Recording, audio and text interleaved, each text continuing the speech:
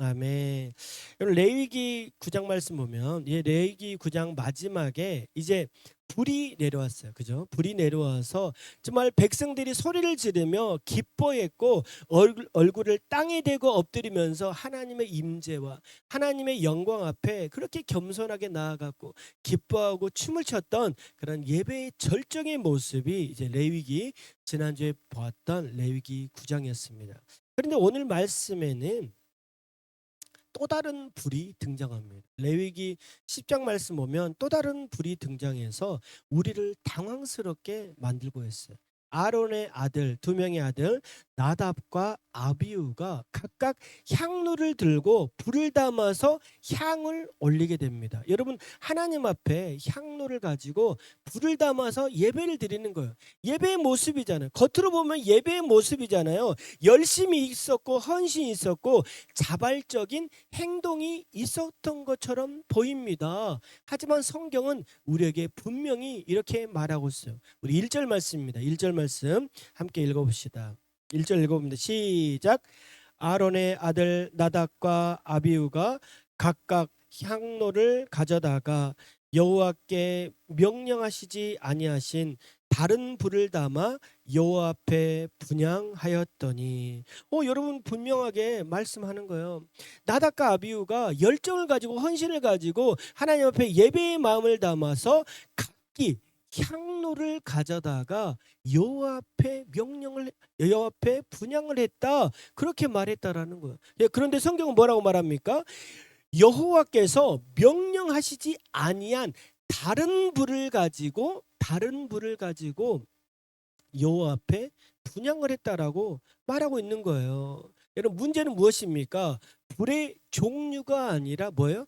불의 출처였다라는 거예요. 여러분 하나님께서 붙이라고 말하신 하나님께서 명령하시지 않은 다른 불을 가지고 그들은 하나님 앞에 분향을 했다라는 거예요. 레위기 9장 마지막 말씀 보면 하나님이 불로 응답하셨잖아요. 그런데 레위기 10장에서도 하나님이 불로 응답하십니다. 어떻게 불로 응답하십니까? 2절입니다. 2절 읽어봅시다. 2절 읽어 시작. 불이 여호와 앞에서 나와 그들을 삼킴에 그들이 여호와 앞에서 죽은지라. 여러분 똑같은 불이었거든요. 그런데 어떤 불은요, 하나님의 임재의 불이었어요. 하나님이 내가 너와 함께 하겠다, 내가 너의 예배를 받았다 라고 하는 임재의 불이었어요. 그런데 오늘 내렸던 불은 어떤 불이냐면 심판의 불이었다. 심판의 불. 여러분 전혀 다른 불이 내려서 어떨 때는 하나님께 영광 받으시고 하나님 우리의 찬양을 받으시고 우리의 예배를 받으시고 우리를 통해 주님 영광 받아 주시옵소서. 그래 내가 너에게 응답하노라 라고 하는 불이었다라고 한다면 오늘 내렸던 불은 무엇입니까? 바로 심판의 불이었다라는 거예요. 하나님 이렇게 말씀하십니다. 내가 거룩하니 나에게 가까이 오는 자는 뭐예요? 반드시 거룩해야 된다라고 성경은 우리에게 말하고 있다라는 거예요. 여러분 예배는 무엇입니까? 예배는 바로 우리가 하나님을 경외하는 마음으로 나아가는 거예요. 그냥 형식적으로 그냥 무감각적으로 무감동으로 나아가는 것이 아니라 여러분 우리는요 하나님 앞에 예배를 드리는 자세와 예배를 드리는 태도가 어떤 마음으로 가야 되냐면 하나님을 향한 거룩한 마음, 하나님을 향한 신실한 마음, 하나님을 향한 정직한 마음, 거룩한 마음으로 하나님은 나아가야 된다라고 우리에게 말씀하고 있는 거예요. 모세는요 정말 충격에 빠져 있는 아론. 여러분 생각을 해보세요. 저도 아들이 둘이 있지만 여러분 아들이 갑자기 죽었다라고 생각해 보세요. 하나님 앞에 예배를 드리다가 죽었다라고 생각해 보세요. 여러분 얼마나 충격이 있겠습니까? 아론은요 너무나도 충격에 빠져 있습니다. 그래서 그 모세가 아론을 향해서 이렇게 말합니다. 3절입니다. 읽어봅시다. 3절 시작. 모세가 아론에게 이르되 이는 여호와의 말씀이라 이르시기를 나는 나를 가까이 하는 자 중에서 내 거룩함을 나타내겠고 온 백성 앞에서 내 영광을 나타내리라 하셨느니라. 아론이 잠잠하니 어떻게 끝납니까? 아론이 잠잠했다. 아론이 잠잠했다라고 말합니다. 여러분 생각해 보세요. 아들이 죽었잖아요. 예배를 드리다가 분양 잘못된 불을 하나님 앞에 올려서 죽게 되었잖아요. 여러분 이랬을 때 여러분 아버지 심정은 어떻습니까? 찢어지잖아요. 아버지 마음은 찢어지고 너무나도 하나님 앞에 항변하고 싶잖아요. 눈물로 따지고 싶잖아요. 그런데 어떻습니까? 아론은 어떤 마음을 어떤 태도를 보입니까? 아론이 잠잠했다. 억울한 마음도 있었지만 여러분 어떻습니까? 이제 계속적으로 하나님이 1장부터 해서 5가지 제사에 대해서 이야기를 했잖아요. 번제, 소제, 화목제, 속죄제, 속건제, 이 5가지 제사에 대해서 이야기를 하고 어떻게 예배를 드려야 되는지 하나님이 말씀을 했잖아요. 야 그러면 어떻습니까? 아직 서툴잖아요. 생각을 해보세요. 이제 우리가 이제 올 한 해 동안 예배를 드리면서 나아가는데 서툴었어요. 주보 제일 처음에 주보 만들 때도 좀 서툴어서 조금씩 변형하기도 하고 예배 형태도 제일 처음에는 서툴렀지만 좀 이렇게 바꿔보고 저렇게 바꿔보고 그러면서 우리가 지금까지 왔잖아요. 여러분 서툴 수 있잖아요. 왜 그렇습니까? 부족하잖아요. 한 번도 해보지 않은 것들을 하기 때문에 실수할 수도 있었잖아요. 그런데 어떻습니까? 하나님은요 한 번의 실수를 용납하지 않으시고 대번에 그러니까 불로 그 2명의 아들을 죽게 만들었잖아요. 그럼 얼마나 억울합니까? 할 말이 얼마나 많이 있었겠어요. 하지만 아론은 어떻습니까? 잠잠하게 그 모든 것들을 받아들이고 있다. 여러분 슬픔 속에 있었지만 억울함도 있었지만 여러분 사명은 멈추지 않고 계속 돼야 된다는 거예요. 그렇기 때문에 여러분 아론은 잠잠할 수밖에 없었습니다. 하나님 앞에서 그렇구나.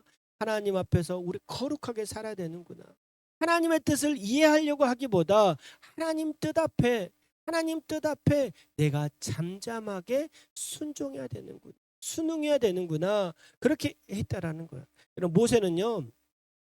이제 2명의 그 아들, 2명의 죽었던 그 아들들을 시신을 짐 밖으로 옮기게 됩니다. 왜 그렇습니까? 거룩한 공간에 죽음이 섞이지 않기 위해서 아론의 2 아들들을 옮기게 되고 이제 남아있는 아들들과 함께 예배를 드리는 거예요. 6절입니다. 6절 이렇게 말합니다. 6절 읽어봅시다. 시작. 모세가 아론과 그의 아들 엘르아살과 이다말에게 이르되 너희는 머리를 풀거나 옷을 찢지 말라. 그리하여 너희가 죽음을 면하고 여호와의 진노가 온 회중에게 미침을 면하게 하라. 오직 너희 형제 이스라엘 온 족속은 여호와께서 치신 불로 말미암아 슬퍼할 것이니라. 너무나도 가혹하게 들리는 말일 수도 있어요. 그죠? 이제 아버지가 아들을 잃었어요. 그러나 하나님은 제사를 통해서 이렇게 말씀하십니다. 너의 감정보다 너가 가지고 있는 이 감정보다 뭐예요?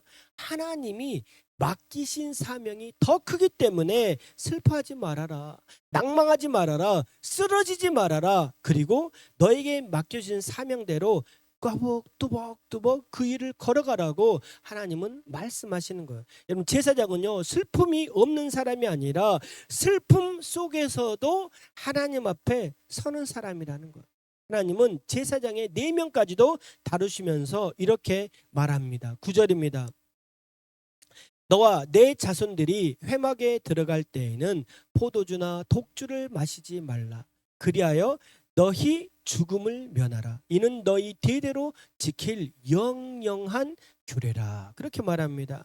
하나님은 이제 이 백성들도 받고 목격을 했고 또 아론도 목격을 했고 모세도 목격을 했잖아요. 무엇을 목격했습니까? 하나님의 말씀대로 살지 않으면 죽는구나. 하나님의 말씀대로 순종하지 않으면 죽는구나. 그렇게 말하는 거예요. 그러면서 하나님 뭐라고 말합니까? 너희가 회막에 들어갈 때, 너희가 예배를 하기 위해서 들어갈 때는 뭐예요? 포도주나 독주를 마시지 말라. 그러면 뭐예요?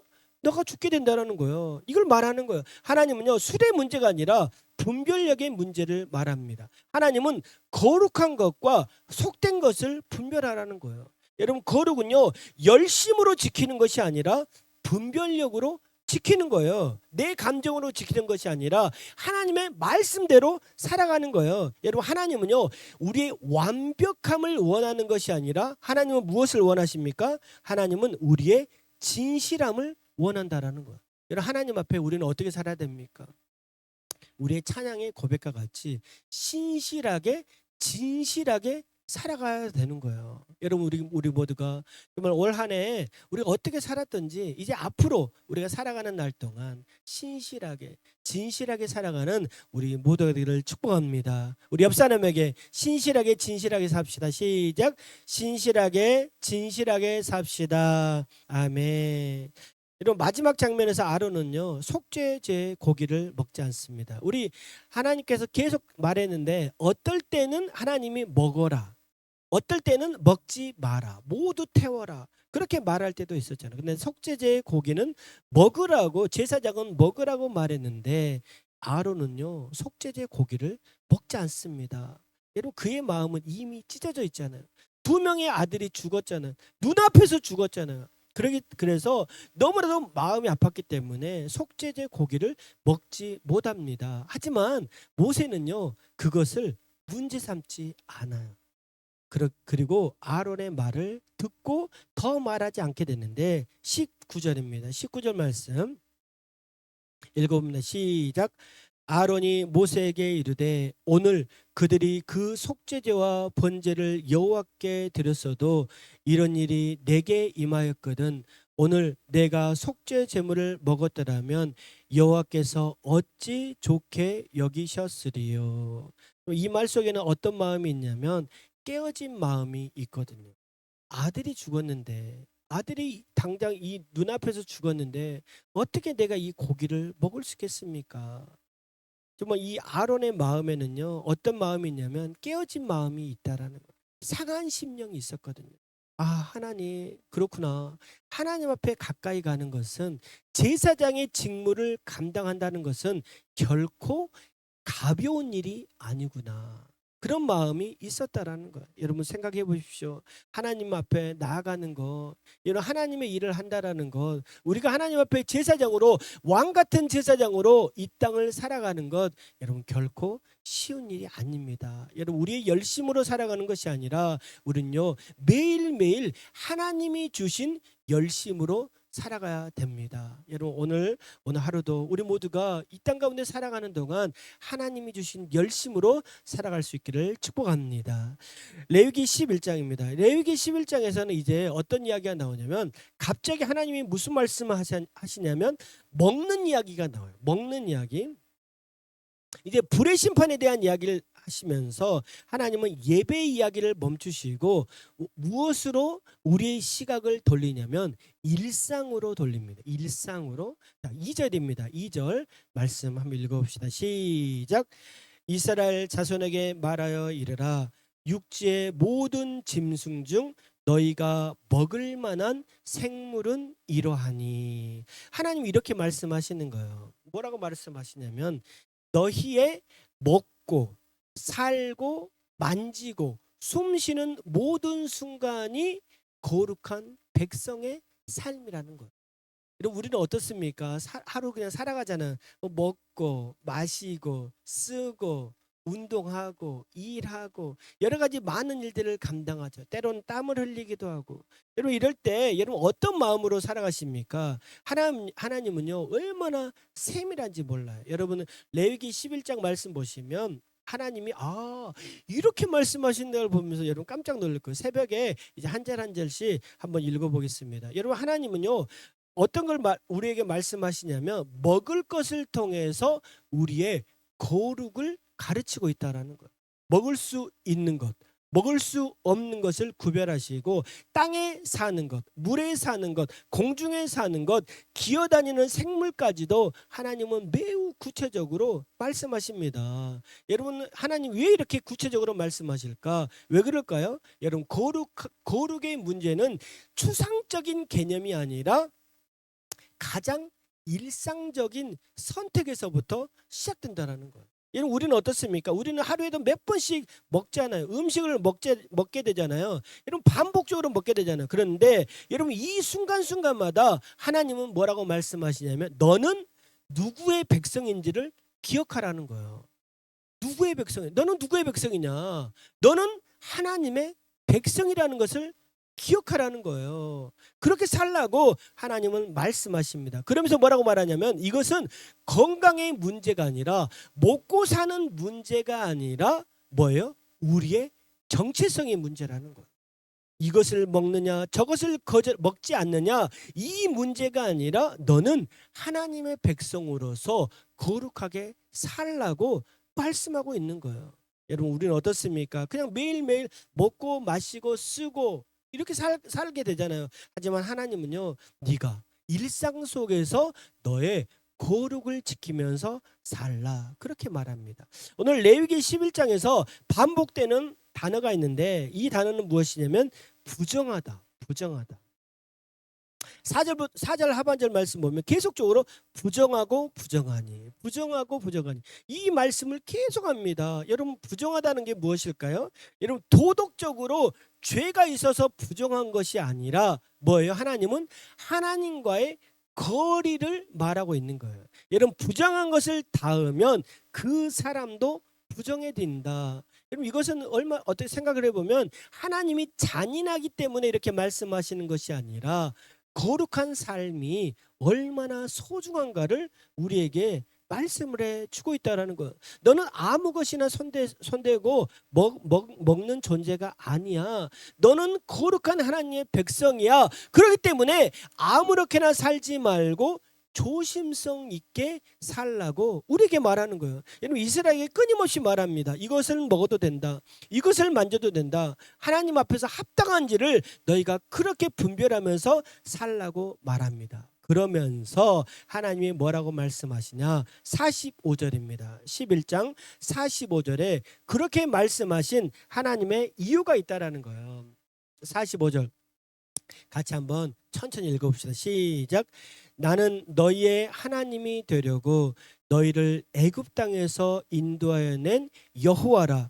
내가 거룩하니 너희도 거룩할지어다. 아멘. 이런 먹는 이야기, 먹어야 될 것, 먹지 말아야 될 것, 손으로 만져야 될 것, 만지지 말아야 될 것, 여기에 대한 이야기를 하시고 하나님이 뭐라고 말씀하시냐면 내가 거룩하니 너희도 거룩할지어다. 이렇게 하나님이 우리에게 말씀하셨다라는 거예요. 여러분 이 말씀은요 협박이 아니라 초대입니다. 여러분 우리가 거룩해야 되는 이유는 무엇이냐면 내가 하나님의 백성이 되었기 때문에 하나님이 내가 거룩하니 너희도 거룩하라 그렇게 말씀했다라는 거예요. 여러분 거룩은요 조건이 아니라 무엇입니까?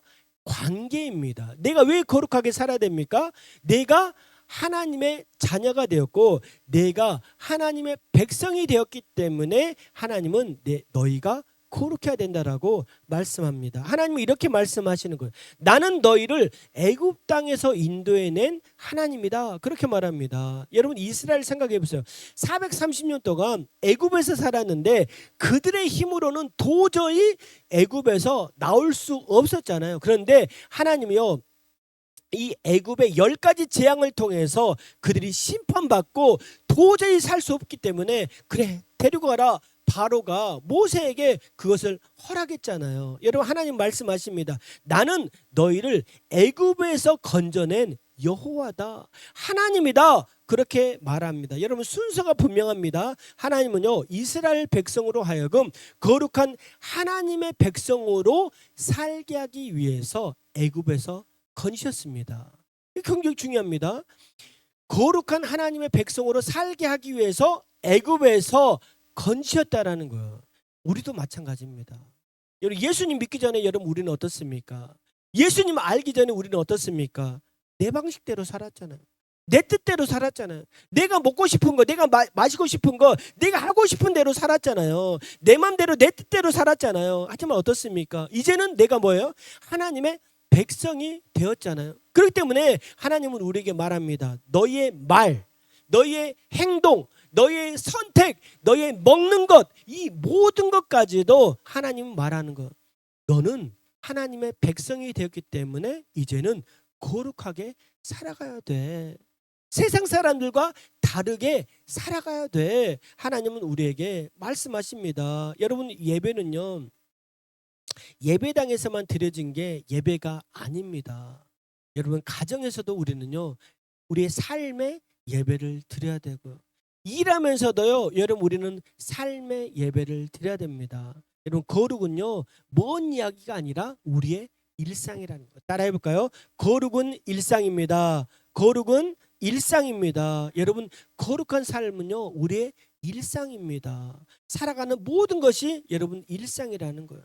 그러므로 우리 모두가 거룩한 하나님의 자녀로서, 거룩한 하나님의 백성으로서 믿음으로 살아갈 수 있기를 축복합니다. 우리 옆 사람에게 다시 한번 거룩하게 삽시다. 시작. 거룩하게 삽시다. 아멘. 여러분 거룩이 일상이라는 것 여러분 잊지 마시고 거룩한 삶을 살아갈 수 있기를 축복합니다. 이제 레위기 12장으로 넘어가면 이제 불도 없고요, 제단도 없습니다. 여기서 무슨 말씀이 나오냐면, 자, 레위기 12장에서는 한 가정의 이야기가 나오는 거예요. 사적인 이야기예요. 사적인 이야기. 어떤 사적인 이야기냐면, 하나님은요, 아이를 낳고 피곤에 지친 어머니의 삶 가운데로 들어갑니다. 이 말씀 보면서 깜짝 놀랐어요. 어쩌면 우리에게 딱 우리 교회, 우리 가정에 주신 말씀일까? 왜 그랬습니까? 이번에 또 아이가 태어났잖아요. 그래서 어떻게 하나님 이런 말씀을 주실까? 저는 굉장히 놀라면서 이 말씀을 묵상했습니다. 우리 1절과 2절 말씀 같이 한번 읽어봅시다. 1절과 2절 말씀 읽어봅니다. 시작. 여호와께서 모세에게 말씀하여 이르시되 이스라엘 자손에게 말하여 이르라. 여인이 임신하여 남자를 낳으면 그는 이래 동안 부정하리니 곧 월경할 때와 같이 부정할 것이며. 자, 여자의 출산에 대해서 하나님께서 모세에게 말씀하십니다. 여러분 제가 이 말씀을 묵상하면서 생각했어요. 아니, 하나님은 어쩌면 우리의 모든 삶을 정확하게 알고 계실까? 우리의 몸 상태를 어쩌면 이렇게 정확하게 알고 계실까? 하나님은 얼마나 섬세하십니까? 여러분 하나님이요, 우리의 몸을 너무나도 잘 알고 계시는 것. 여러분 하나님은 우리를 사랑하십니다. 특별히 여기 여성분들 많이 계신데 하나님은요, 우리 여자분들을 너무나도 사랑하십니다. 여러분 출산은요, 여자에게 있어서 무엇입니까? 한 가정에 있어서 무엇입니까? 그것은 축복입니다. 여러분 엄마가 된다는 것은 여러분 최고의 특권이면서 여러분 축복입니다. 하나님이 이렇게 말합니다. 2절 하반절 말씀 보면 뭐라고 말하냐면 부정하리니 곧 월경할 때와 같이 부정할 것이며, 그렇게 말합니다. 부정하다라고 말하는 거예요. 계속적으로 부정하다. 아들을 낳아도 부정하다. 딸을 낳아도 부정하다. 왜 부정하다고 했을까? 여기서 말하는 부정의 의미는 무엇이냐면, 여러분 죄가 있기 때문에 부정한 게 아니에요. 도덕적으로 문제가 있었기 때문에 부정한 게 아닙니다. 여자와 남자를 차별하는 말씀으로 하나님이 부정하다라고 말하는 게 아닙니다. 하나님께서 말하는 부정이라는 말은 무엇이냐면, 여러분 특별히 월경할 때와 같이 부정하다, 그렇게 말해요. 여러분 피는 무엇입니까? 우리가 계속적으로 피에 대한 이야기를 하잖아요. 피는 뭐예요? 생명이잖아. 여러분 피는 생명이라고 했잖아요. 여러분 생명은 하나님께 속해 있잖아요. 그래서 여러분 무엇입니까? 여자가 한 달에 한 번씩 마법에 걸리는데, 이것도 여러분 그때 무엇을 쏟게 됩니까? 피를 쏟게 되잖아요. 그렇기 때문에 성경은 뭐라고 말하냐면, 월경 때와 마찬가지로 아기를 낳을 때도 무엇을 합니까? 피를 많이 흘리게 되잖아요. 그렇기 때문에 여자의 몸이 어떻게 되는 거예요? 굉장히 아프잖아요. 제가 딱 이 설교를 준비하면서 한 가지, 이제 제가 제일 처음에 출산했던 그 경험이 어떤 때였냐면, 우리 여기 앞에 있는 우리 집사님 둘째 낳았을 때, 생각나나? 둘째 낳았을 때 매형이 있었던 게 아니라 제가 옆에 있었거든. 제가 옆에 있었는데 제일 마지막 장면이 갑자기 생각나더라고. 나갈 때 자기 신발을 옆으로 딱 가지런히 돌려놓고 가더라고. 내가 갑자기 설교하는데 그게 생각이 났어요. 왜 생각이 나냐면, 여자가 출산한다는 것은 무엇이냐면 생과 사를 오가는 거잖아. 내가 여기를 가면 내가 아기를 낳으러 가면 살 수 있을까? 여자들 그런 마음이죠. 예전에 엄마들은 어떻습니까? 지금처럼 의학이 발달되지 않았기 때문에 아기를 낳다가 죽는 사람이 얼마나 많았어요. 여러분 삶과 죽음을 오가는 굉장히 연약한 상태잖아요. 하나님이 그것을 너무나도 정확하게 알고 계셨다라는 거예요. 힘들어하고 연약해 있는 그 여성을 보호하기 위해서 하나님은 부정하다라고 말했던 것은 무엇이냐면 쉼과 회복을 의미합니다. 성경은 뭐라고 말하냐면 남자를 낳으면 40일을 쉬어라. 여자를 낳으면 66일을 쉬라. 그렇게 말합니다. 여자를 낳는데 왜 66일을 쉬어야 되지? 그래서 제가 인터넷 막 쳐봤지. 여자를 낳으면 왜 사람들이 여자가 더 쉬어야 됩니까? 엄마가 더 쉬어야 됩니까? 라고 했더니 논문도 없어요. 논문도 없고 의학적으로도 아니야. 근데 하나님이 왜 여자를 낳으면 딸을 낳으면 2배로 더 쉬라고 말씀하셨을까? 그것은요. 하나님이 보실 때 딸을 낳으면 더 몸이 망가지고 소진된다라고 하나님은 알고 계셨던 거예요. 그래서 하나님은요. 딸을 낳으면 2배로 쉬어라. 그렇게 말합니다. 여러분 출산은요. 생명을 탄생시키는 거룩한 사건입니다. 그러나 하나님은 이 출산을요. 연약함과 회복이 필요한 시간으로 보셨다라는 거예요. 여러분 출산은 기쁨이지만 동시에 피와 고통과 소진이 동반됩니다. 얼마나 고통스럽습니까? 얼마나 아픕니까? 여러분 하나님은 그 현실을 외면하지 않으시고 너희가 회복할 시간이 필요하다 그렇게 말합니다. 여러분 그렇기 때문에 여러분 아기를 낳고 나서는 충분하게 쉬어야 됩니다. 하나님은 뭐라고 말씀하시냐면 네가 지금 해야 될 것은 무엇이냐면 아기를 낳은 어머니에게 이렇게 말합니다. 네가 지금 필요한 것은 무엇이냐면 회복할 시간이다. 지금 너는 일할 때가 아니라 회복이 필요하다. 하나님은 이 출산한 여인을 향해서 네가 무리해서 헌신하지 말고 하나님이 정하신 시간까지 하나님이 회복의 시간까지 네가 쉬어야 된다 그렇게 말합니다. 그리고 나서 이제 남자아이를 낳고는 40일 후 여자아이를 낳고는 66일이 지나고 나서 네가 속죄제와 번제를 드리라고 말합니다. 이제 그렇게 하신 이유는 무엇입니까? 하나님이 모든 회복을 하고 나서 이제 하나님 앞에 예배를 드리라고 하는 거예요. 왜 그렇습니까? 출산조차도 하나님의 은혜이기 때문에 아기를 낳는 모든 것도 여러분 하나님의 은혜입니다. 여러분 우리가 올 한 해 마지막 예배를 드리고 있는데 여러분 올 한 해 생각해 보면 얼마나 많은 일들이 있었습니까? 여러분 수많은 일들이 있었고 이 밖을 보세요. 많은 사건과 사고 얼마 전에 보니까 아파트에 불도 자주 나고 사고도 많이 나고 여러분 눈길에 얼마나 많은 일들이 벌어집니까? 그럼에도 불구하고 하나님이 우리를 뭐예요? 지켜주시고 인도해 주셨잖아요. 호흡할 수 있도록 살 수 있도록 도와주셨잖아요. 건강으로 지켜주셨잖아요. 여러분 이것은요 당연한 것이 아니라 뭐예요? 하나님의 은혜입니다. 여러분 하나님의 은혜임을 알고 매일매일 감사하며 살아가야 될 줄로 믿습니다. 뿐만 아니라 아기를 낳는 것도 뭐예요? 하나님의 은혜라는 거예요. 그래서 하나님은 네가 예배를 드려야 된다 그렇게 말합니다. 예배를 드릴 때도 하나님은 얼마나 배려심이 좋은지 산모의 형편에 따라서 네가 제물을 달리하라고 말합니다. 우리 8절입니다. 8절 말씀 읽어봅시다. 시작. 그 여인이 어린 양을 바치기에 힘이 미치지 못하면 산비둘기 2마리나 집비둘기 새끼 2마리를 가져다가 하나는 번제물로 하나는 속죄제물로 삼을 것이요 제사장은 그를 위하여 속죄할지니 그가 정결하리라. 여러분 하나님이 얼마나 세밀하십니까? 하나님 너무나도 세밀하시는 거예요.